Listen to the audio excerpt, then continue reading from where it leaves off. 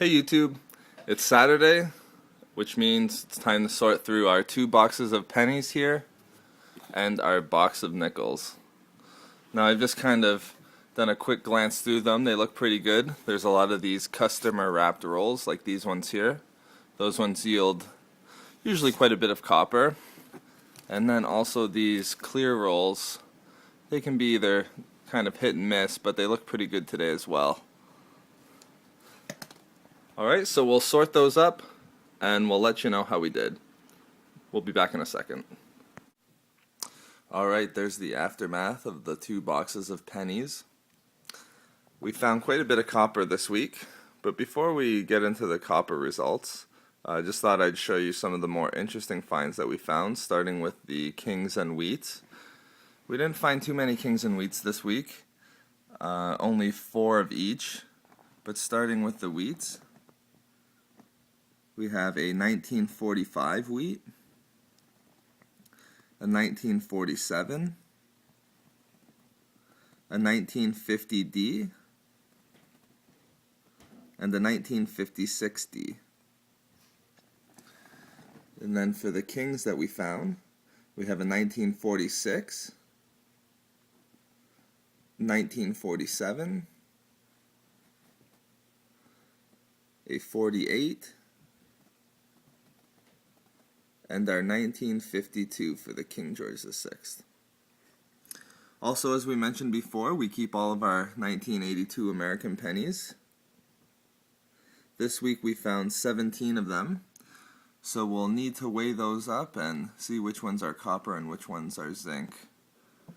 And then up here we have just the 2 foreign coins that we found in the boxes. We have a Mexican 1-cent piece, and then also a British 1-cent.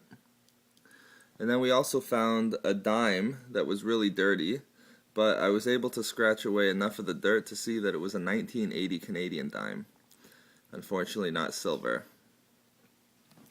Now also too, we usually don't keep the coins that appear to be uncirculated and in really good quality, but these ones were really nice. We found them in the customer wrapped rolls, these ones here.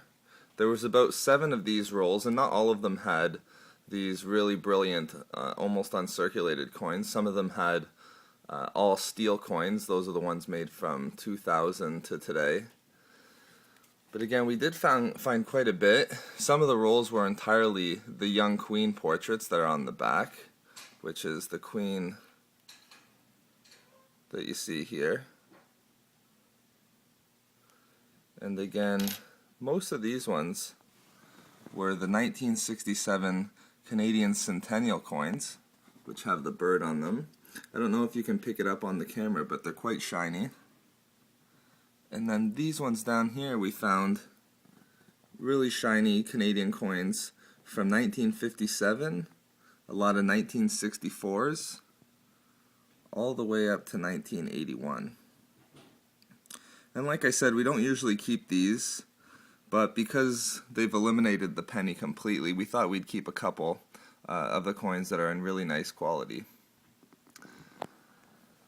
So that's it. These are all the leftover zincs. We'll need to roll them. That's usually the worst part of it. But there are 2 of us, so it shouldn't be that bad. Here's the copper results for this week. What we do is we keep track of how many copper coins we find in each of the rolls, and we organize it just like we do with the pop bottles. We have our 1982 to 1996 copper pennies, the 1980 and 81s, and then the 1953 to 1979, and those are for the Canadian pennies. We also keep track of the American copper pennies. Those are the ones from 1959 to 1981.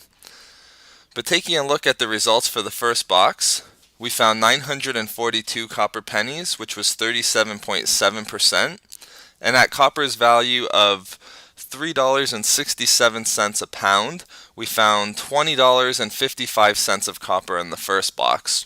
The 37.7 is slightly below our average of 40 to 42, but still not too bad.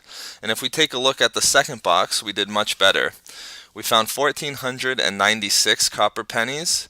That was 59.84%. And again, at $3.67, there was $33 of copper in this box here. So we were really happy with that box.